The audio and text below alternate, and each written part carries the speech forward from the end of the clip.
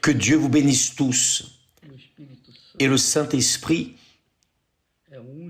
est l'unique qui puisse nous révéler, nous faire comprendre sa sainte parole. Il revient à chacun de nous, ses serviteurs, de proclamer cette parole. Mais c'est le Saint-Esprit qui révèle, qui ouvre la compréhension des personnes et leur fait comprendre ce qui a été dit. Et c'est cela que je veux, c'est cela que je demande, c'est cela que je désire pour vous qui participez à ce direct en cet instant et pour les autres qui participeront plus tard. Voyez bien, nous avons beaucoup parlé au sujet du Saint-Esprit, n'est-ce pas? Le baptême du Saint-Esprit, le sceau du Saint-Esprit, c'est la même chose. Quand la personne est baptisée du Saint-Esprit, elle est scellée de l'Esprit de Dieu, elle est tamponnée. Vous savez, cette lettre que vous envoyez à quelqu'un, et après avoir mis le timbre, vous refermez la lettre, et elle ne peut pas être utilisée pour autre chose. C'est ce que signifie lorsque la personne reçoit le Saint-Esprit. Quand elle est scellée, elle est de Dieu, et c'est fini. Sauf si elle, librement et spontanément, résiste au Saint-Esprit. Si elle dit « Ah, je ne te veux plus, ne me guide plus, je vais faire ce que je veux de ma vie », là, c'est le grand péché contre le Saint-Esprit. Et là, il reste neutralisé par la volonté spontanée, libérale de la personne, de la propre personne.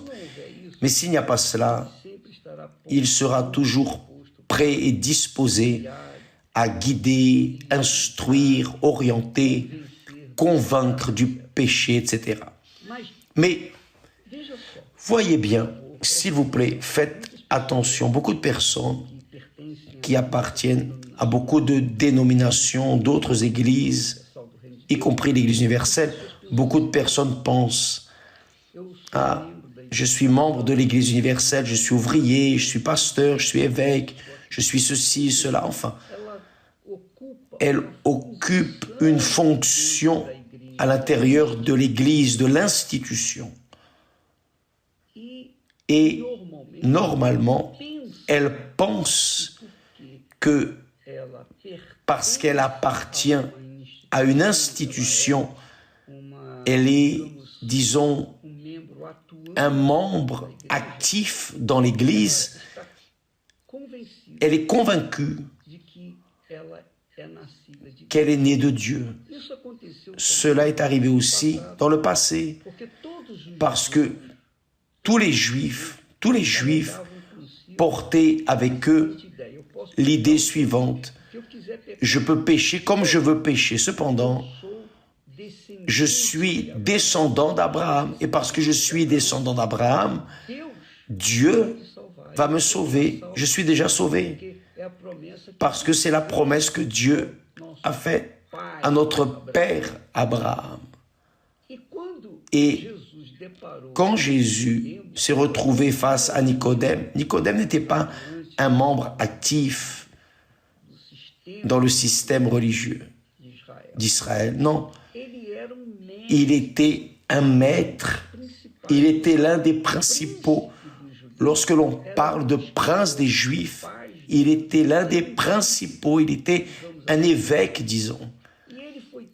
Et il est allé pendant la nuit vers Jésus, pensant que, en tant que rabbin ou comme maître, il était au même niveau, un peu inférieur à Jésus, parce qu'il était juif, il était maître. Alors, il lui a demandé, il a adoré Jésus, il a reconnu Jésus, en disant qu'il était maître, venu de Dieu, car personne ne pouvait faire les miracles qu'il faisait s'il n'était pas de Dieu. Et Jésus est allé direct au point Il a laissé les éloges de côté et a dit, « Oh Nicodème, en vérité, Jésus a dit en vérité 2 fois, cela veut dire qu'il voulait emphasiser, fortifier l'idée. En vérité, je te le dis, si un homme ne naît de nouveau, il ne suffit pas d'être juif, d'avoir une origine en Abraham, d'être descendant d'Abraham. C'est la même chose. Il nous parle aujourd'hui aux chrétiens, aux croyants. Ah, mon père était pasteur, ma mère était diacre, je suis de l'église, je suis ouvrier. Cela ne veut rien dire, rien, absolument rien. Il est bon que vous soyez une personne active dans une église, que vous fassiez le bien pour d'autres personnes. C'est très important, mais ce n'est pas par le fait ou de faire quelque chose que vous êtes quelqu'un, que vous êtes déjà définitivement sauvé, que vous êtes enfant de Dieu. Non. En aucune manière, vous devez naître de nouveau. C'est ce que Jésus a dit. Que si quelqu'un ne naît pas de nouveau, il faut naître de nouveau. Il ne peut voir le royaume de Dieu. Je prêche l'évangile, ce n'est pas parce que je suis un leader religieux, rien de tout cela. Je prêche. Le Saint-Esprit me pousse, mon Père est avec moi. Je peux dire Père, mon Père qui est aux cieux, parce qu'un jour je suis né de Dieu. Et je suis né lorsque j'avais 19 ans. J'ai eu une expérience avec lui. J'ai mis plus d'un an pour avoir cette expérience avec lui. Ça ne veut pas dire que cela arrivera à tout le monde. Vous pouvez avoir une expérience maintenant même, en cet instant, pendant que nous sommes ici en train de prêcher. Mais j'ai eu, après plus d'un an, donc il y a eu une expérience. J'ai eu ma rencontre avec le Seigneur Jésus. Et qui m'a présenté le Seigneur Jésus, le Sauveur? C'est le Saint-Esprit. Et le Saint-Esprit m'a convaincu d'abord de mes péchés. C'est la première chose qu'il m'a montré, c'est mes péchés. Parce que comme j'étais jeune, 19 ans, je ne vivais pas dans le mensonge. Je mentais aussi, mais je ne vivais pas dans le mensonge. Je n'étais pas adultère. Je ne vivais pas dans la prostitution, ou dans le vol, ou dans ces choses, dans ces péchés grotesques, non. J'étais une personne je travaillais durant la journée, j'étudiais le soir, donc j'avais une vie bien banale, bien simple. Et c'était maison, travail, école, maison, et ainsi était ma vie, jour après jour. Donc je ne pensais pas que j'étais un pécheur, que j'avais besoin comme ça de salut. Non, je croyais en Dieu, je croyais en Jésus. Mais quand le Saint-Esprit est venu et m'a convaincu, m'a montré mes péchés, mon Dieu du ciel, c'était effrayant, horrible. J'ai vu l'enfer.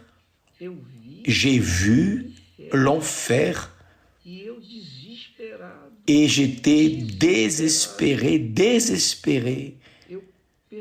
J'ai demandé qui peut me sauver. Et alors, le Saint-Esprit m'a montré Jésus, m'a dirigé vers Jésus. Et mon Seigneur Jésus, glorieux, il m'a alors étendu les mains et m'a sauvé. Donc, à cause de cette grandeur de révélation, là est née une nouvelle créature, là est né un nouvel édir, c'est fini. Les projets que j'avais, ces projets personnels, rêves personnels ont pris fin. À partir de ce moment, j'ai dit non, Je dois passer ça à d'autres personnes. Les personnes doivent savoir cela. Parce que j'étais catholique. Et j'allais aussi dans le centre spirit. Enfin, j'étais cette personne commune. Mais mon péché était terrible. Quand le Seigneur Jésus m'a sauvé, là c'est fini. À partir de ce moment est née une nouvelle créature. Et cela doit vous arriver. Cela doit vous arriver, doit arriver. Vous croyez en cela? Cela doit arriver. Jésus a dit, un homme qui était un maître de la religion principale, si un homme ne naît de nouveau, il ne peut voir le royaume de Dieu. Et après, Jésus a dit de nouveau, en vérité, je te le dis, si un homme ne naît d'eau et d'esprit, du Saint-Esprit, il ne peut entrer dans le royaume de Dieu. Donc d'abord, Jésus a dit, il ne peut voir. Et ensuite, il dit, il ne peut entrer. D'abord, il faut naître. Il faut naître de nouveau pour pouvoir voir le royaume de Dieu. Et ensuite, il faut naître d'eau et du Saint-Esprit, ce que Jésus a dit à Nicodème. Et il était un religieux, il était du genre du riche. Vous savez l'histoire du riche et Lazare. Le riche qui est allé en enfer, dont Jésus parle de l'histoire, lui aussi pensait qu'il était sauvé parce que je suis descendant d'Abraham. Mais regardez où il était, là en enfer. Et là en enfer, il a dit Père Abraham. Allez voir. En Luc, chapitre 18, si je ne me trompe pas, ou 16. Donc, vous vérifiez, mes amis, qu'il y a beaucoup de personnes trompées dans les églises, des personnes, des officiants dans l'église qui sont perdus. Mais à cause du poste qu'elles occupent, ces personnes pensent qu'automatiquement, elles sont enfants de Dieu, elles sont de Dieu. C'est le grand risque que les personnes courent, ou plutôt la grande tromperie qui existe à l'intérieur des églises. Et dans l'église universelle aussi, ça existe. Il existe aussi des personnes ainsi, ça existe. Maintenant, qui est qui? Je ne sais pas. Je sais pour moi, je prêche la parole, j'enseigne la parole, ce que Dieu m'a donné, je vous le transmets. Qui a du bon sens, prend et applique dans sa vie, qui n'en a pas, reste en arrière. Mais nous sommes ici comme instruments du Saint-Esprit pour essayer d'ouvrir vos yeux, mes amis. Par exemple, nous avons parlé hier, qui n'a pas le Saint-Esprit n'est pas de Dieu. Paul dit cela. Mais évêque, répondez-moi. La personne est en train de mourir. Au dernier moment, elle accepte Jésus, elle est sauvée.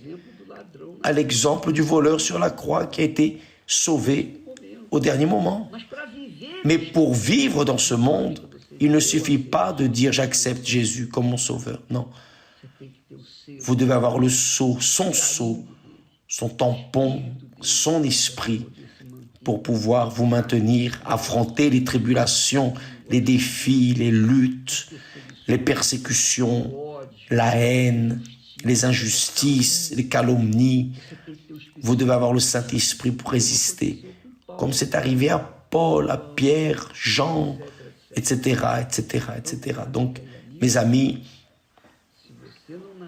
si vous ne naissez pas de nouveau, vous n'êtes pas enfant de Dieu. Vous continuez avec la même nature adamique.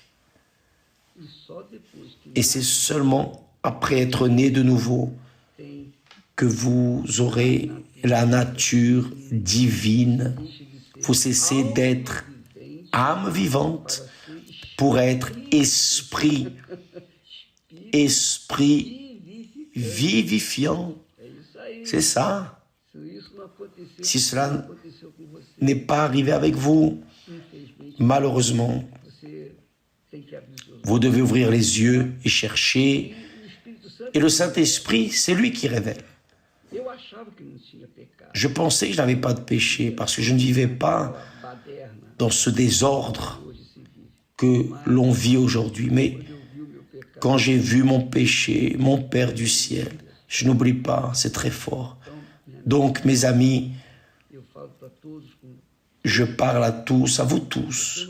Si vous n'êtes pas nés de Dieu, vous n'êtes pas de Dieu. Si vous n'êtes pas nés du Saint-Esprit, vous n'êtes pas esprit, évidemment. Vous n'êtes pas de Dieu, vous n'êtes pas nés de Dieu. Vous pouvez faire ce que vous faites, vous pouvez donner ce que vous voulez dans les églises. Vous pouvez gaspiller votre vie, donner tout ce que vous avez. Si vous ne naissez pas de nouveau, courez après. Et c'est le seul Saint-Esprit qui peut faire cela. Quiconque ne naît pas d'eau et d'Esprit Saint ne peut pas entrer en lui. Imaginez, si Jésus venait maintenant, avez-vous la certitude que vous allez avec lui ou vous restez? Bon, nous arrivons déjà dans les derniers moments. Nous sommes dans les derniers moments. Nous sommes déjà à la fin. Les signes sont là, montrant clairement l'accomplissement des prophéties que le Seigneur Jésus a parlé en Matthieu chapitre 24. Bon, de toutes les manières, l'alerte est là, l'avertissement est là. Qui croit et met en action, donne priorité. Qui ne croit pas, continue à croire dans le désordre et vit comme il est. À la fin des comptes, on saura qui va, qui reste, n'est-ce pas? Donc, je veux juste fortifier la promenade de l'amour ce samedi au parc Ibirapuera. Dans tout le Brésil aussi, nous aurons la promenade de l'amour. Tous sont invités. Emmenez votre famille, vos enfants, votre mari, votre épouse. Faites une invitation, ça ne coûte rien. Vous allez là-bas, vous promenez, vous allez prendre un air nouveau, samedi 9h30, au parc Ibirapuera à Sao Paulo et dans tout le Brésil. Vous êtes notre invité. Que Dieu vous bénisse tous.